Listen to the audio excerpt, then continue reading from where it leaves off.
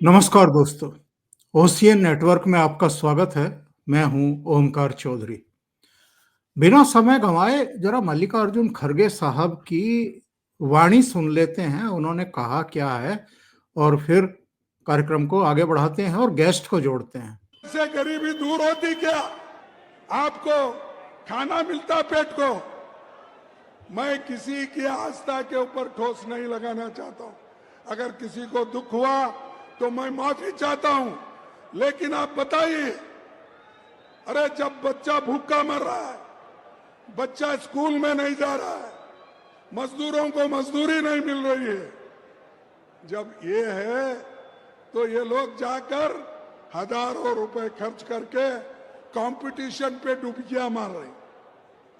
Competition में एक डुबकी मारता दूसरा, और जब तक वो टीवी में अच्छा नहीं आता तब तक डुबकी मारते रहते हैं। एक और वीडियो सुन लेते हैं, उसके बाद गेस्ट के पास जाते हैं। आदरणीय भक्तजनों, आप सबको मेरा प्रणाम। अयोध्या में पिछले अनेक दिनों से दर्शनार्थियों की संख्या में अभूतपूर्व वृद्धि हो रही है। कुंभ मेला में प्रयागराज संगम में स्नान करने के लिए जाने वाले भक्तों की बड़ी संख्या स्नान के पहले अथवा स्नान के बाद अयोध्या दर्शनार्थ आ रही है। अयोध्या का आकार बहुत छोटा है, भूगोल छोटा है, और इसलिए अयोध्या इतनी अधिक संख्या को सभी प्रकार की नागरिक सुविधाएं प्रदान करने में अभी समर्थ नहीं है। कुछ समय और लगेगा। मेरा निवेदन है, अयोध्या के पास पड़ोस के भक्तजन 10-15 दिन बाद भी अयोध्या आ सकते हैं, ताकि आसाम, बंगाल, उड़ीसा, मिजोरम, नागालैंड, त्रिपुरा, केरल, कर्नाटक, आंध्रा, तेलंगाना, तमिलनाडु, गुजरात, महाराष्ट्र, गोवा, मुंबई, ये जो बहुत दूर दूर के भक्तजन प्रयागराज में आए हैं, इन्हें आसानी से अयोध्या में दर्शन मिल सकेंगे। और अयोध्या के पास पड़ोस का समाज 500 किलोमीटर तक के त्रिज्या का समाज कभी भी अयोध्या आकर दर्शन कर सकता है। ये चंपत राय हैं, और आप जानते हैं कि इनकी बड़ी अहम भूमिका रही है निर्माण के दौरान भी, और प्राण प्रतिष्ठा के दिन भी वो बड़ी अहम भूमिका में थे। चंपत राय की ये अपील है लोगों से कि भाई, चूंकि प्रयागराज महाकुंभ आने वाले या तो वहां जाने से पहले या वहां स्नान करने के बाद अयोध्या आ रहे हैं, तो करोड़ों की संख्या जो है वो अयोध्या में आ गई है, और वो दर्शन कर तो रहे हैं, लेकिन बहुत लंबी लंबी लाइनें लगानी पड़ रही हैं, बड़ी भारी असुविधा हो रही है। तो अगले 15-20 दिन आप अवॉइड करें, और खास तौर से उन्होंने आस पड़ोस के राज्यों और जिलों से ये प्रार्थना की है, सबसे नहीं की है। तो हम अब सीधे गेस्ट के पास जुड़ते हैं, उनको जोड़ते हैं और इस चर्चा को आगे बढ़ाते हैं। दो गेस्ट मेरे साथ आज जुड़ रहे हैं, दोनों को ही बहुत प्रणाम। वीरेंद्र नाथ भट्ट जी पटना से, अभिषेक तिवारी पटना से, और वीरेंद्र नाथ भट्ट लखनऊ से। तो साहब, सबसे पहले मैं भट्ट साहब आपके पास ही आ जाता हूं। एक तरफ तो मल्लिकार्जुन खड़गे हैं, जिनको बड़ी तकलीफ है कि प्रयागराज में इतनी संख्या में लोग डुबकी क्यों लगा रहे हैं, इससे क्या उनकी गरीबी दूर हो जाएगी। शायद उनको पता नहीं है कि 2 लाख करोड़ से अधिक का रेवेन्यू तो गवर्नमेंट ऑफ उत्तर प्रदेश के राजस्व में ही आना है, और 2 लाख करोड़ का और बिजनेस होना है। कुल मिलाकर के महाकुंभ से 4 लाख करोड़ का बिजनेस होने वाला है, और वो जो 4 लाख करोड़ आने वाले हैं, जाहिर है वो किसी की जेब में जाएंगे या आगे जन कल्याण की योजनाएं होंगी, इंफ्रास्ट्रक्चर से लेकर के तमाम चीजें होंगी, संस्थान स्थापित होंगे, जिनमें एजुकेशन, टेक्नोलॉजी और तमाम दूसरी चीजों का ये होगा। ये हिंदुत्व विरोधी विचारधारा कब तक प्रदर्शित करते रहेंगे? इसी से जुड़ा हुआ सवाल ये है कि अब तक करीब 14 करोड़ तो प्रयागराज में पहुंच चुके हैं, गंगा में डुबकी लगा चुके हैं, ज्यादा, और इतनी ही संख्या अयोध्या में प्राण प्रतिष्ठा के बाद अब तक पहुंच चुकी है दर्शनों के लिए। तो ये 28-30 करोड़ जनता पागल है या कांग्रेस पागल हो गई है? कांग्रेस तो ये अंग्रेजों की बनाई हुई पार्टी है। बहुत से लोगों को ये नहीं मालूम है, 1885 में जो अंग्रेज कलेक्टर था इटावा का, डिस्ट्रिक्ट मजिस्ट्रेट था, A.O. ह्यूम, उसने पार्टी बनाई थी। और मैं तो सारी संसदीय मर्यादाओं को किनारे करते हुए कहना चाहता हूं, ये आज भी अंग्रेजों की अवैध संतान है कांग्रेस। तो ये तो ना तो भारत को जानते हैं, ना भारत के समाज को जानते हैं, ना सभ्यता को जानते हैं, ना सनातन धर्म को जानते हैं। ये आज भी पूरा यूरोपीय सभ्यता के आधार पर चलने वाले लोग हैं। मैं इनको 2014 के चुनाव के समय नरेंद्र मोदी के चुनाव प्रचार के भाषणों की याद दिलाना चाहूंगा कि उत्तर प्रदेश में भारत में पर्यटन की अपार संभावनाएं हैं। उन्होंने तीर्थाटन का भी शब्द का उपयोग किया था। आज वो 10 साल बाद हमको सामने दिखाई पड़ रहा है। और खड़गे जी को इतना भी याद नहीं होगा कि तुर्कों, मुगलों और ये जो नरभक्षी आदमखोर जो तुर्क थे, जिनको यहाँ मुगल कहा जाता है, और उसके बाद अंग्रेजों ने जिस तरीके से भारत की जो सनातन आधारित जो अर्थव्यवस्था थी उसको जैसे नष्ट किया, गुरुकुलों को नष्ट किया, जो भारतीय समाज था, जो हमारी अर्थव्यवस्था थी, वो पूरी मंदिर के अराउंड ही घूमती थी। मंदिरों से ही पूरा समाज, पूरी अर्थव्यवस्था, सब कुछ चलता था। आज ये साबित हो गया है, केवल एक नए मंदिर का निर्माण अयोध्या और काशी में, केवल एक मंदिर का रेनोवेशन यानी काशी विश्वनाथ कॉरिडोर के निर्माण, और तीसरा प्रयागराज में महाकुंभ। इन 3 ही जो स्थानों से इतना जबरदस्त जो है तीर्थयात्रियों की संख्या उमड़ी है, और जिसको सरकार की भाषा में पर्यटक कहा जाता है। ये टूरिस्ट नहीं है, ये पिलग्रिम है, ये डिवोटी है। यूपी गवर्नमेंट भी बड़े अफसोस की बात है, वो उनको पिलग्रिम कहती है, टूरिस्ट कहती है। वो टूरिस्ट नहीं है, दे आर पिलग्रिम्स। तो इतनी बड़ी आबादी जो आ रही है 2000 और दिसंबर 2021 से लेके दिसंबर 2024 के बीच में अकेले काशी में 19 करोड़ से अधिक लोग आए। अयोध्या इनके में इनके इनके लिए संभवतः सही शब्द है तीर्थयात्री। तीर्थयात्री, वही मैंने कहा, they are pilgrims, they are तीर्थयात्री। अयोध्या में ये संख्या 12 करोड़ से ऊपर है। जनवरी 22, 2024 को प्रधानमंत्री ने यहाँ पे प्राण प्रतिष्ठा समारोह की अध्यक्षता की थी। तो ये हाल है करीब 11.5 महीनों का। और अब तक आप बता ही चुके हैं 14 करोड़ से ऊपर संख्या। ये कल संख्या 15 करोड़ से आगे जाएगी, 16 करोड़ तक भी जा सकती है। तो इससे जो सनातन अर्थव्यवस्था जिस तरीके से पुनर्जीवित हो रही है, पुनर्स्थापित हो रही है, ये इन लोगों को समझ में नहीं आ रहा है। और सबसे बड़ी बात यह है, जो कांग्रेस का और इंडिया अलायंस का और समाजवादी पार्टी का भारतीय समाज को जाति के आधार पर खंड खंड करने का जो सपना है, वो इस कुंभ से दूर दूषित हो रहा है। वहां कोई किसी की जात नहीं पूछ रहा है कि तुम किस, या कोई ये भी नहीं पूछ रहा है कि तुम आसाम से आए हो, कि केरल से आए हो, कि तमिलनाडु से आए हो, या हरियाणा पंजाब से आए हो। कोई नहीं पूछ रहा है। तो जो वास्तविक प्राचीन सनातन समाज का जो स्वरूप दिखाई पड़ रहा है प्रयागराज में, काशी में और अयोध्या में, उससे जो इंडिया अलायंस जो है ये बेहद बेचैन हो उठा है। और 22 जनवरी को जिस तरीके से योगी आदित्यनाथ जी ने अपने समस्त मंत्रिपरिषद के 54 सदस्यों के साथ जो प्रयागराज में स्नान किया और एक दूसरे के ऊपर खूब पानी उछाला और जो है जो मस्ती की जाती वो की, तो उससे जो है अखिलेश यादव का जो पीडीए था, पिछड़ा दलित अल्पसंख्यक, उसका भी जो है योगी जी ने अस्थि विसर्जन कर दिया प्रयागराज के ही घाट पे। तो उससे भी वो बेचैन है, क्योंकि वो भी कह रहे थे कि भैया मुख्यमंत्री आवास के नीचे शिवलिंग दबा है।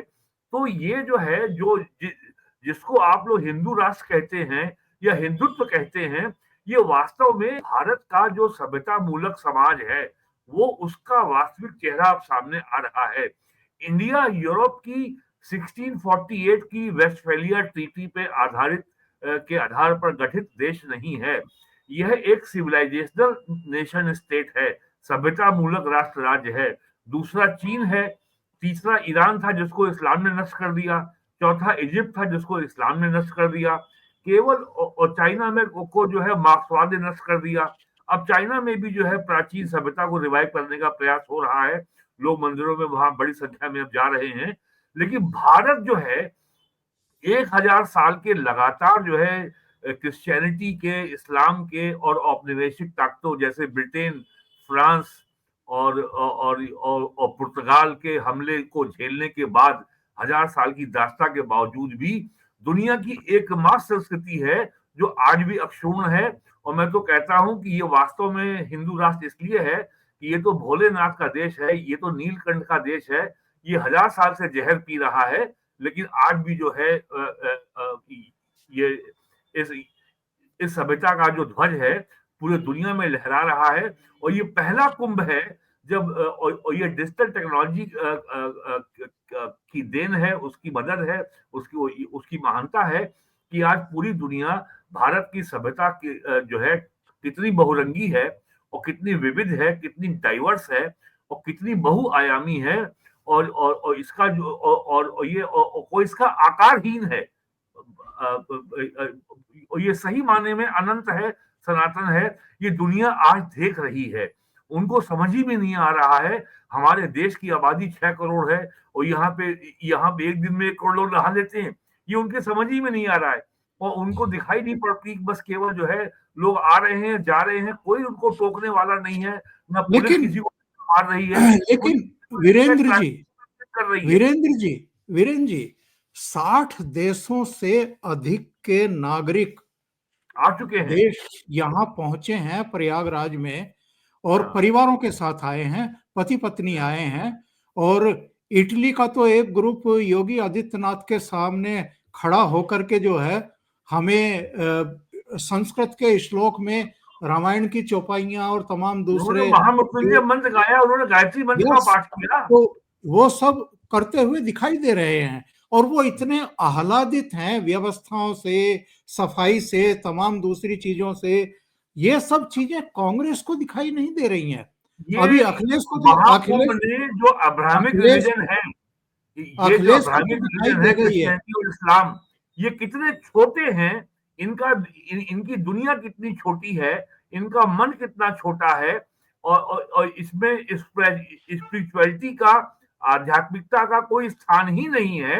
मानव सबसे ऊपर है। ये अकेली संस्कृति है जहां वसुधैव कुटुंबकम है।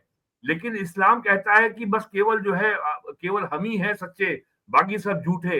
क्रिश्चियनिटी बोलती केवल हम सच्चे, बाकी सब झूठे। हम कहते हैं समस्त विश्व हमारा परिवार है। हमारा दर्शन तो वसुधैव कुटुंबकम का है, the whole universe is our family। ये सारी बातें आज जो है, ये सारे आयाम आज पूरा विश्व देख रहा है धरातल पे होते हुए। अगर जो प्रयागराज नहीं देख पाया तो वो काशी जाके देख ले, जो काशी में नहीं देख पाया वो अयोध्या जाके देख ले। जरा सोचिए, अगर आज ये हाल है तो जब अगला पूर्ण कुंभ होगा तब कितने करोड़ लोग आएंगे, तब टेक्नोलॉजी कहाँ होगी, तब भारत में पर कैपिटा इनकम क्या होगी, तब भारत में टेक्नोलॉजी कितनी आगे बढ़ चुकी होगी, यातायात के साधन कितने और उन्नत हो चुके होंगे। अभी तो मेरठ प्रयागराज जो गंगा एक्सप्रेस वे पूरा नहीं हुआ है, 6 महीने में चालू हो जाएगा। अगर ये भी पूरा हो गया होता तो जरा सोचिए प्रयागराज में जो तीर्थ यात्री आते उनकी संख्या कितनी होती। एक बार अभिषेक जी को जोड़ लेते हैं। अभिषेक जी, ये जो हुजूम उमड़ रहे हैं, ये जो दृश्य वहां के आ रहे हैं साहब, मैंने तो ऐसे दृश्य नहीं देखे अपने जीवन में। मैं भी अब 60 से ऊपर का हो गया हूं। और ये आज का दृश्य है इलाहाबाद की केवल एक सड़क का है, प्रयागराज की एक सड़क का है। और ये जो विजुअल मैं अभी आपको दिखाने जा रहा हूं, ये अयोध्या का है।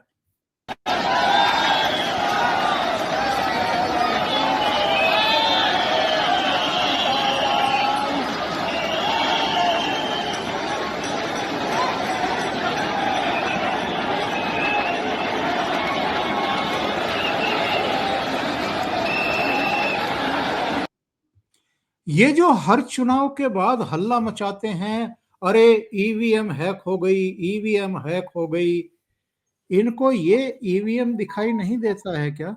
इस देश की यहाँ पे मौका है जनभावनाएं, कि वो जाति की जनगणना कर ले अयोध्या आकर के।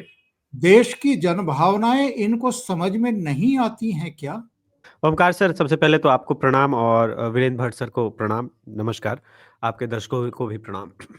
ऐसा नहीं है सर कि वो नहीं समझ रहे हैं। अखिलेश यादव भी समझ रहे हैं और राहुल गांधी और कांग्रेस और खड़गे भी समझ रहे हैं।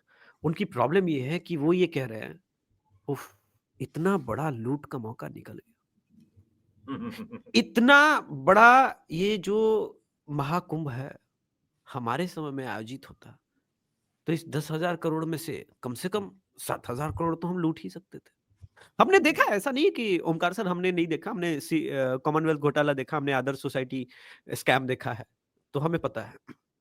अब प्रॉब्लम ये नहीं है, मैं नरेंद्र मोदी जी का 2014 का स्पीच, जब मैं पहली बार मोदी जी प्रधानमंत्री के जब कैंडिडेट बने थे, तो बिहार में पटना में चुनावी रैली हो रही थी। उन्होंने पटना हनुमान मंदिर के बारे में बात करनी शुरू की और बताया कि इतना बड़ा मंदिर, इतने बड़े हॉस्पिटल, 5-5 हॉस्पिटल चलाता है, तो मंदिर से क्या मिलता है ऐसा नहीं, इन्हें पता नहीं है। इनफैक्ट इनको बहुत अच्छे से पता है कि मंदिरों से क्या मिलता है, इसीलिए आज भी मंदिर सरकारी नियंत्रण में है, जो इंदिरा गांधी ने कानून बनाया। प्रॉब्लम ये है ही नहीं। इस बार के कुंभ में एक और चीज है, जैसे कि सुनील शेट्टी जी का वीडियो बड़ा वायरल हो रहा है जब सनातन बोर्ड की बात हो रही है धर्म संसद में। इस बार लगभग रोज धर्म संसद में एक रेजोल्यूशन निकल रहा है। ये वक्फ अमेंडमेंट जो एक्ट पास हुआ जेपीसी में, उसका एक छोटा सा उदाहरण है, क्योंकि प्रेशर बहुत है सनातन समाज का। और अभी मैं जानता हूं, कुछ दिन पहले संत समाज के साथ एक मीटिंग हुई थी, जिसमें माननीय मुख्यमंत्री जी उत्तर प्रदेश के थे, और उन्होंने कहा कि एक क्वेश्चन मैंने भी डाला था अलग अलग अखाड़ों में, सभी अखाड़ों में, कि कल्पना करता हूं कि 144 वर्ष पहले जब एक इस प्रकार का कोई सोशल मीडिया तो नहीं था, लेकिन जब महाकुंभ हुआ होगा तो कराची से, लाहौर से, ढाका से, पेशावर से। अविभाजित भारत, हाँ पेशावर से, अविभाजित भारत से लोग तो आए होंगे। इस बार तो नहीं है। तो ये मैं मानता हूं कि पहला कुंभ है, स्वतंत्र भारत के बाद पहला महाकुंभ है, इस प्रकार का विशाल आयोजन है, सोशल मीडिया के दौर में पहला है। किंतु इस बात की गारंटी आप संत समाज के लोग ले सकते हैं कि ये आखिरी नहीं होगा, क्योंकि जो वर्तमान परिस्थिति है बंगाल में, केरल में, केरल देश में, के हाँ। विभिन्न हिस्सों में, तो मेरी एक चिंता थी, तो मैंने रिटर्न में ये सारा चीज दिया जितनी बार भी मैं वहां पे गया। और कई संतों ने मुझे बहुत आशीर्वाद दिया और बोला कि आपकी बात को हम बहुत सीरियसली ले भी रहे हैं, और बेटा बहुत अच्छी बात है कि आपने ये बात कही है, और संत समाज का दायित्व है। तो इस बार संत समाज राजनीतिक रूप से बहुत मुखर है, ये प्रॉब्लम है। इसीलिए अखिलेश यादव भागे भागे, उनका पूरा आईटी सेल देखिए, आप जिनको अभी जानते हैं ओमकार सर, आप देखिए जैकी यादव से लेके अनिल यादव, अचानक से सब पहुंच गए। ये 3 दिन पहले तक कुंभ को लगातार किस प्रकार से क्रिटिसाइज कर रहे थे। अब दूसरी तरह से वामपंथी मीडिया है, अब वो कह रहा है कि बाप रे बाप, सरकार का पूरा इंटायर इकोसिस्टम फेल हो गया, प्रशासन फेल हो गया, 20-20 किलोमीटर लोगों को चलना पड़ रहा है। इस पर मेरा एक वीडियो है, किन्नर अखाड़े की एक साध्वी जी ने बहुत अच्छी बात की कि देखिए कुंभ में जो 5 दिन हैं जो महत्वपूर्ण, जहां पे शाही स्नान होंगे, वहां पर भीड़ होगी। अगर आपको पैदल चलने में समस्या है तो आप मत आइए। आपको यह लगता है कि यहां पर मखमल बिछा रहेगा, यहां पर कुछ ये प्रॉब्लम नहीं होगा, कुंभ है, यहां पर सबको थोड़ा बहुत कष्ट होगा, किसी को अधिक होगा, क्योंकि अब इतना अधिक भीड़ है। अब 2014 में ही मोदी जी ने जब कहा था कि मैं मंदिरों का, अलग अलग मंदिरों का कायाकल्प करूंगा, और वो इन्हीं मंदिरों के पैसे से किया, तो उसके पीछे का उनका एक मकसद था कि जो विश्व गुरु भारत जब भी था, तो उसका कारण था कि पहले भी तीर्थाटन से, मंदिरों से बहुत अकूत धन निकलता था। कांग्रेस ने इस पूरे अकूत धन के ऊपर कुंडली मार के कब्जा किया। मोदी जी ने कहा कि इसको थोड़ा सा बदल देते हैं। इस प्रकार के जो आयोजन है, उसमें आप सोचिए कि 2 लाख करोड़ का तो सिर्फ टैक्स रेवेन्यू जा रहा है, लेकिन कोई ये गिन नहीं रहा है कि अभिषेक तिवारी जब बिहार से गया होगा तो पेट्रोल के पैसे, फूड खर्च, लॉजिस्टिक, ये सब कुछ है उसमें।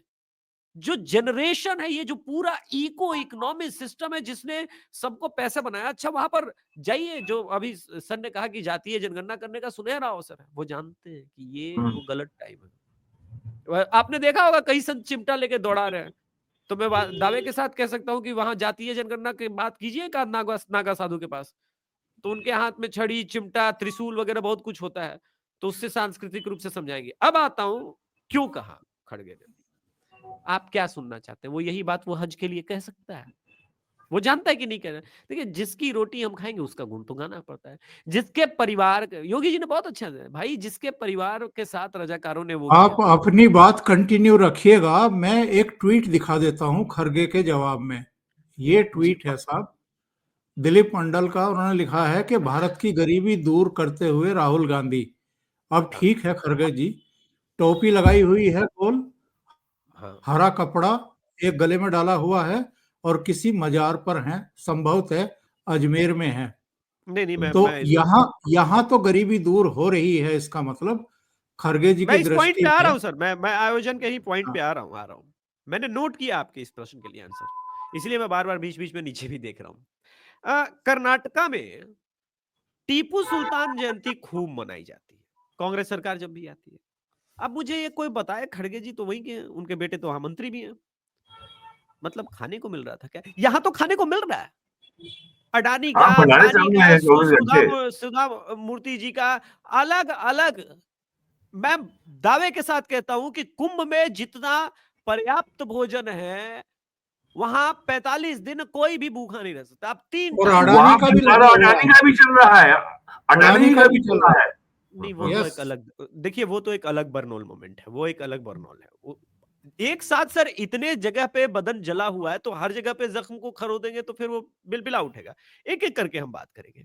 और मैं पूछना चाहता हूं कि क्या आप ये कह सकते हैं कि तुम 1000 रुपए लगा के पीवीआर में फिल्म क्यों देखने जाते हो? भाई मेरी आस्था है, मुझे अपने अंतरात्मा को, मुझे अनुभूति, आनंद की अनुभूति मिलती है गंगा नहाने से। तुमको कोई समस्या है तो क्यों है? अब इस बात, अच्छा किया ये सब बोला। देखिए क्या है, आज ही राहुल गांधी की एंट्री हुई है दिल्ली इलेक्शन में भी। देखिए ऐसे ही बीजेपी में मानता हूं कि चुनाव नहीं जीतती। ये जो आपने पूछा था मुझसे प्रश्न ईवीएम वाला, ये खुद ईवीएम में बीजेपी का बटन दबवाने को विवश कर देते हैं। So I really love these fellow, खड़गे हो गए, राहुल गांधी। मैं मानता हूं कि ये लोग हमारे लिए एसेट है, मैं क्रिटिसाइज नहीं करता। बोलो, जितना बोलना है बोलो, ताकि इस देश की जनता को पता तो चले कि कांग्रेस का ये चेहरा है जिसके बारे में वीरेंद्र भट्ट सर बता रहे थे। मेरा कंसर्न एक और है सर, आप कल्पना कीजिए कि किसी का थिंक टैंक कितना बर्बाद हो चुका है कि उसे इस बात का बिल्कुल एहसास नहीं है कि भाई वो मान के बैठा है कि हाँ अब हिंदू हमको वोट नहीं देंगे। प्रॉब्लम ये नहीं है, अब वो समझ गए कि हाँ इस देश का 45-50 करोड़ हिंदू अब मुझे वोट नहीं देगा। ये मेन प्रॉब्लम है। तो अब वो फ्रस्ट्रेट हो गए हैं। लेकिन अखिलेश यादव को पता है कि अभी भी नहीं, नहीं ये वाला पंगा नहीं कर सकते हम। इसलिए अखिलेश यादव गए, लंगर में सब्जी भी बनाने लग गए। जब मैं था वहीं पे तो यथार्थ गीता कैंप में भी अखिलेश यादव गए हुए थे। फिर पूरी उनकी आईटी सेल आरक्षण आरक्षण चिल्लाए जा रही थी और वो पहुंच गए उनके ही दरवाजे पे, अभिमुक्तेश्वर आनंद जी के दरवाजे में। अब भाजपा वाले क्लिप काट के चला रहे हैं कि देखो यार ये आरक्षण विरोधी आदमी निकला यार, ये तो राहुल गांधी, अखिलेश यादव। सो आई बिलीव कि खड़गे जी का बयान वेल कैलकुलेटेड है, बहुत बढ़िया है, और इस प्रकार के वो बयान देते रहे, मैं बिल्कुल उनको नहीं रोकूंगा। हाँ ये जरूर हो सकता है कि अब कोई सड़क पर चलता फिरता कोई वैसे भी ईरान से, अमेरिका से, हर जगह से तो चप्पल चलने की नेताओं के ऊपर शुरुआत होगी, और भारत में तो मुहिम केजरीवाल इसके मतलब ब्रांड एम्बेसडर है। तो ये सारी चीजें भी होंगी, आपको मैं बताऊं, क्योंकि आप जितना प्रवोक कर रहे हैं, सनातन धर्म बहुत तेजी के साथ सनातनी जग रहे हैं। आपको कुंभ में एक से एक एकदम भयंकर स्टेटमेंट देने वाले इस बार आपको सनातनी संत और नागा बाबा मिले हैं। उसका प्रभाव यह है कि सनातन बोर्ड ही नहीं आ रहा है, यूसीसी ही नहीं आ रहा है। एक और बात बताऊं कि मंदिर से इस बार रेजोल्यूशन पास होने वाला है, और मेरे ख्याल से वो अभी पूर्णिमा आने वाला है, माघी पूर्णिमा, उस दिन ये, उससे पहले वो पास हो जाएगा संतों की मीटिंग में, कि मंदिर अधिग्रहण जो पूरे देश में कुंडली मार के लोग बैठे हैं उनको मुक्त कराया जाए, एक बॉडी बनाई जाए, और नहीं तो आंदोलन करेंगे। और सबसे बड़ी मिर्ची ये लगने वाली है कि संत समाज योगी आदित्यनाथ जी को आशीर्वाद देने वाला है। तो ये सब का इफेक्ट है सर जी। बिल्कुल सही बात आप कह रहे हैं अभिषेक जी। कुछ संपर्क कटा हमारा। वीरेंद्र नाथ भट्ट जी से। उम्मीद करते हैं लाइट गई होगी और वो तुरंत जुड़ेंगे। लेकिन ये अगले प्रश्न पर आते हैं, आ गए हैं वो भी। उन्हीं के साथ चर्चा को आगे बढ़ाएंगे। जी जी जी वीरेंद्र जी, जी तो अगला सवाल मैं आपसे ही कर लेता हूं, आप जुड़ गए हैं। दो विजुअल दिखाता हूं साहब। एक तो है ये दिग्विजय सिंह का। ये दिग्विजय सिंह क्या कह रहे हैं, क्या कर रहे हैं, जरा एक बार इसको देख लेते हैं। जय बापू, ये जय भीम है और ये जय संविधान है जो मेरे दिल में बसा हुआ है। धन्यवाद। ये कांग्रेसी बहरूपिये क्यों बनने लगे हैं? इनको मैं खाली ये इतना बता ये दूं जी कि जी, मैं पूछ लेता हूँ। 1953 में राज्यसभा में डॉक्टर अंबेडकर ने कहा था। वीरेंद्र जी, एक बार मेरा सवाल पूरा हो जाए। जी जी जी जी मैं ये कह रहा हूं कि नेहरू ने जो अंबेडकर के साथ किया, उसकी धज्जियां तो प्रधानमंत्री नरेंद्र मोदी ने लोकसभा में और अमित शाह ने राज्यसभा में उड़ाई। उसके बाद से ये जय भीम के नारे लगा रहे हैं। ये नेहरू के तथाकथित योगदान को भूल चुके, ये इंदिरा गांधी को भी भूल चुके, ये राजीव गांधी के कंप्यूटर युग को भी भूल चुके। अब इनको अंबेडकर याद आ रहे हैं, जिन्होंने इन लोगों ने जिन्हें कभी भारत रत्न भी देना मुनासिब नहीं समझा, उनके स्मारक भी स्थापित करने के बारे में कभी गंभीरता से विचार नहीं किया। और इनकी मऊ में रैली थी, जरा वहां कटआउट देखिए किस किस के लगे हुए हैं।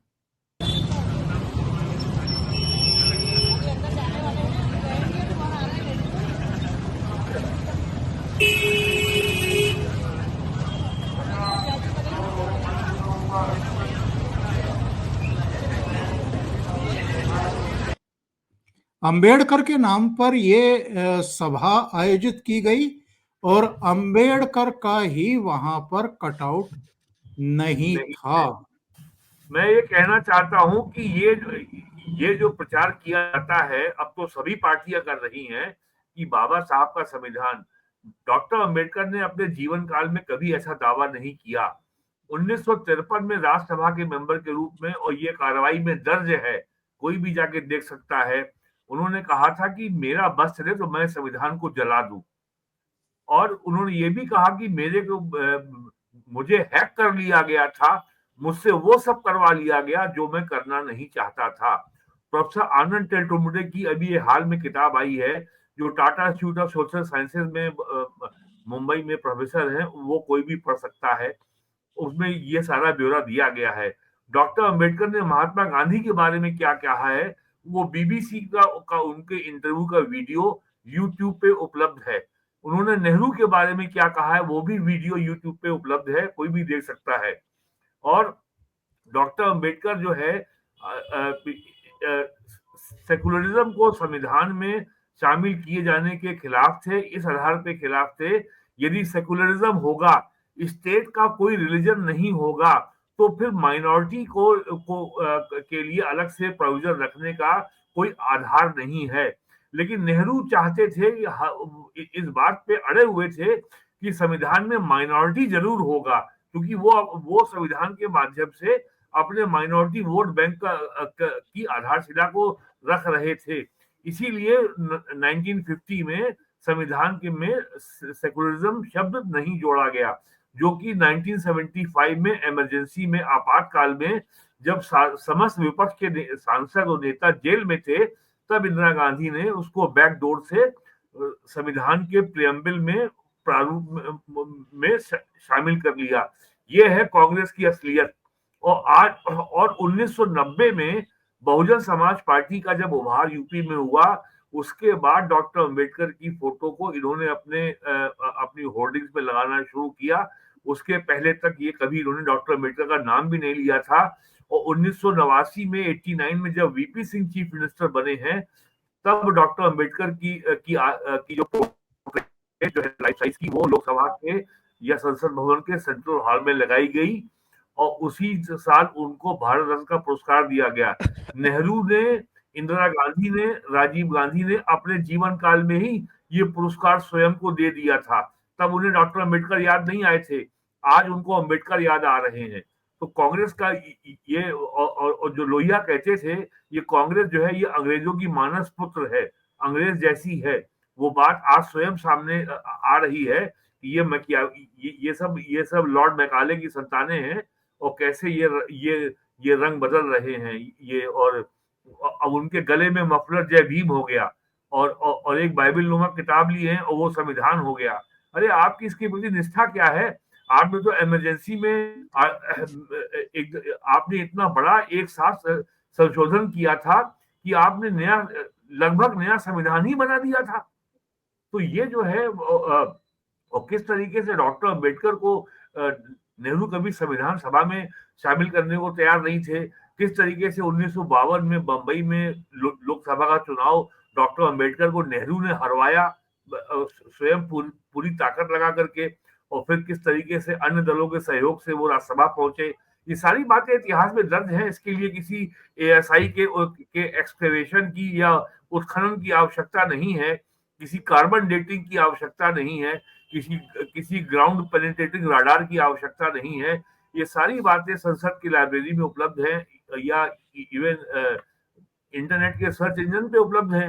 तो कांग्रेस को ये मालूम है कि केवल जो उसका एजेंडा है कि समाज को बांटो, एक टुकड़ा अपने साथ रखो और इस्लामी जिहाद को जो है पालो पोसो और इसको जो है खाद पानी दो, एक मुसलमानों का वोट लो और बाकी 2-4 हिंदुओं को आपस में लड़ा के उनको ले आओ और विनिंग कॉम्बिनेशन अपना बनाओ। यही राजनीति यहाँ यूपी में समाजवादी पार्टी की है, यही राजनीति जो है बिहार में लालू यादव की है, यही राजनीति ममता बनर्जी की है, वो चल रही है। लेकिन ये जो कुंभ में जो आ गया है, ये इतना बड़ा स्वर्णिम अवसर था जाति जनगणना करने का कि ये राहुल गांधी, अखिलेश यादव ये मौका चूक गए।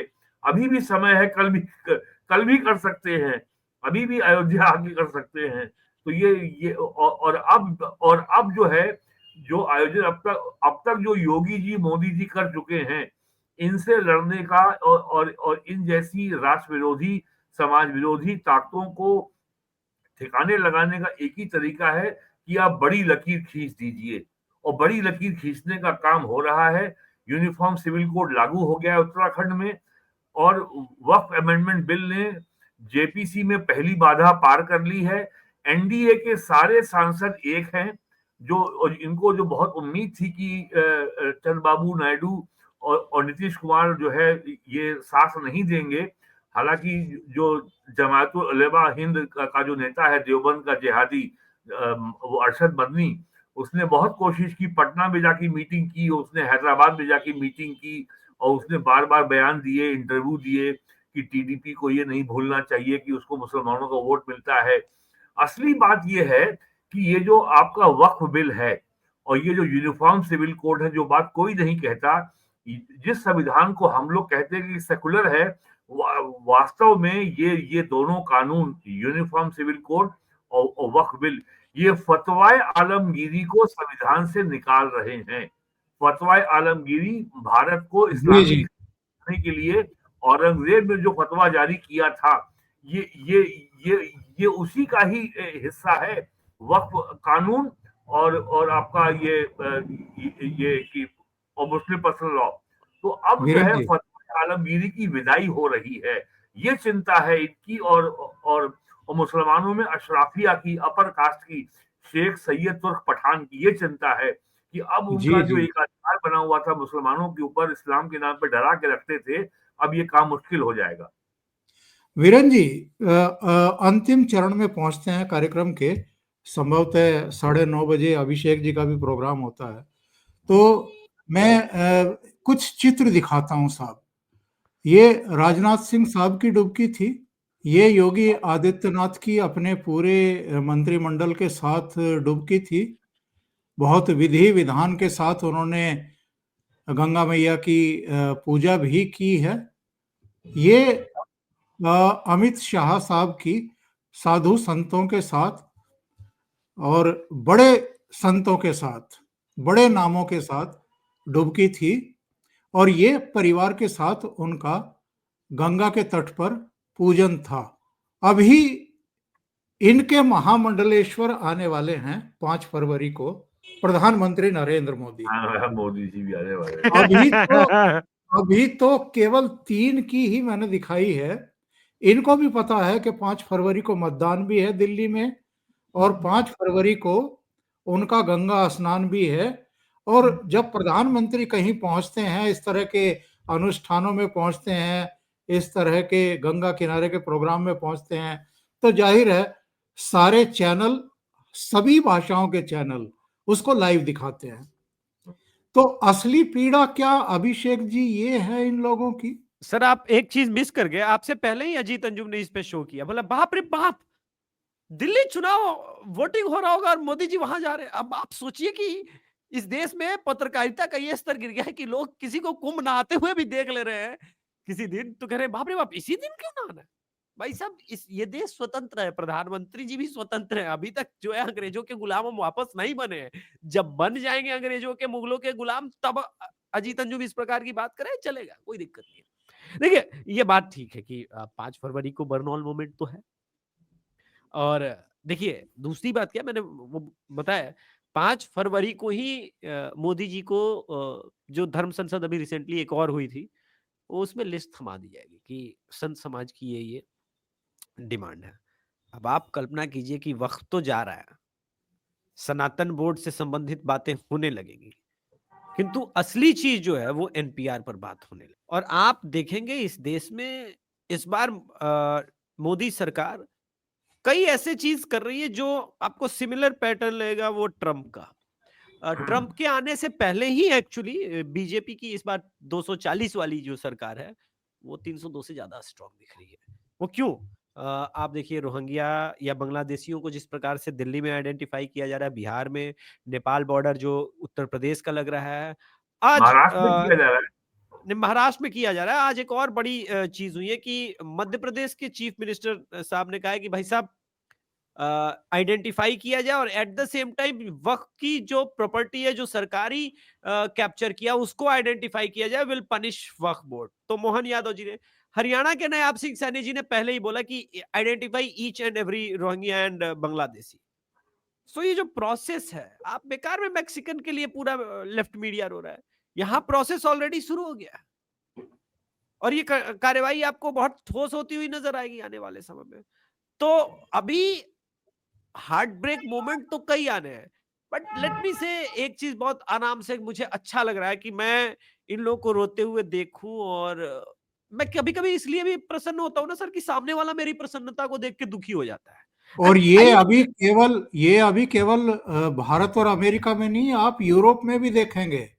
ये यूरोप में भी देखेंगे आप। पूरी दुनिया इन लोगों के, ये जो नया गठजोड़ है जिसके बारे में मैं हमेशा बात करता हूं कि ये रेडिकल लेफ्ट, वैसे तो लेफ्ट रेडिकल ही होते हैं मतलब, लेकिन उसमें भी एकदम हार्डकोर जो घाव, जिसको जिहादी एकदम और लेफ्ट एक ही होते हैं, अलग अलग थोड़ी होते हैं। नहीं उसमें क्या है ना कि एक मार्क्सिस्ट विचार धारक वाला जो ये होता है ना खतरनाक, जो खुद नहीं पढ़ेगा फड़वाएगा, जो हाफिज सईद टाइप का होता है, वो इन दोनों का नया जो अलायंस हुआ है ना पूरी दुनिया में, वो बहुत बेचैन है। वो एलन मस्क को भी गाली देता है, वो अडानी को भी गाली देता है। उसको समझ में आ गया है कि ये दुनिया जो है ना वो उनकी थॉट प्रोसेस से अलग है। इन्होंने सिर्फ मुसलमानों से इसलिए अलायंस किया है क्योंकि ये 4% वाले लोग जानते थे कि हम नहीं लड़ पाएंगे, लेकिन इनके पास जो है ना फौज है, इस फौज का इस प्रयोग हम करेंगे। अब ये दर्द में जो है ना उबाल आ रहा है, अब ये बॉइलिंग पॉइंट पे पहुंच गया है। तो बॉइलिंग पॉइंट पे कोई भी चीज होता है तो वेपराइज होता है, ये बात लोग नहीं समझ रहे। तो देखिए ना आप जो अपने आप को तुर्रम खान, लालू प्रसाद यादव के जमाने में लोग, रेल मंत्री इंटरव्यू होता था, लाइन में शेड्यूल देखता था चैनल, आज तक पे आ रहे हैं 7:30 में, एबीपी न्यूज पे आ रहे हैं 8 बजे टाइम में, एक साथ आ रहे हैं। वो सारे जो इनके दलाल लोग थे ना वो सब यूट्यूबर बने, सब के सब। तो ये जो परेशानी है वो अभी जारी रहेगी, बदस्तूर जारी। अभी तो इनको देखना है, मैं ये नहीं कह रहा हूं, अभी तो इनको विश्वगुरु वास्तव में बनते देखना है। इकोनॉमी का ये जो बूस्ट और तूफान आने वाला है, ये तो सिर्फ दिख रहा है। मुझे याद है बराक हुसैन ओबामा जब आए थे उनके शासनकाल में, सॉरी जॉर्ज डब्ल्यू बुश आए हुए थे मनमोहन के शासनकाल में, तो सबसे पहले कहां गए थे? ताजमहल गए थे, लाल किला देखने गए थे। आज जो पूरी दुनिया के लोग आ रहे हैं, रिकी मार्टिन आया हुआ है, इतना बड़ा सिंगर महाकुंभ में डुबकी लगा रहा है।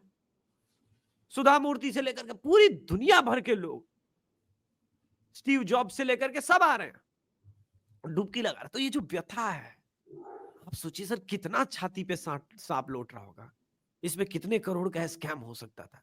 और दूसरी बात जो मैं एक मिस कर गया था पहला क्वेश्चन में, sir Congress was not prepared for third term, कि वो तीसरे टर्म में जो है ना सत्ता से बाहर रखे। वो मैक्सिमम 5 साल के लिए प्रिपेयर थे, सोचा था 5 साल बाद जोड़ तोड़ के हम सरकार बना लेंगे। तो 10 साल बाद तो उनको पूरा ये था कि भाई किसी प्रकार से हम आ जाएंगे। पूरा entire Congress lobby, thought process, उनका थिंक टैंक, ये 15 वर्षों के लिए प्रिपेयर नहीं था। अब उनको ये दिख रहा है कि 15 वर्ष तो मजाक था, अगले भी 5 साल आने का कोई संभावना लिख रहा है। और कमाल की बात है कि मोदी आ रहा है। रात भर नींद नहीं आती सर, रात भर नींद नहीं आती इनको। इस पर एक गजल के लाइन के साथ समाप्त कर दूंगा मैं अपना। जी हाँ, बिल्कुल बिल्कुल। कि दर्द जब तेरी अता है तो गिला किससे करें, दर्द जब तेरी अता है तो गिला किससे करें। लेकिन ये दर्शकों के साथ अन्याय है, क्योंकि आप बहुत सुरीले हैं और गाते भी हैं, तो गा करके सुनाइए।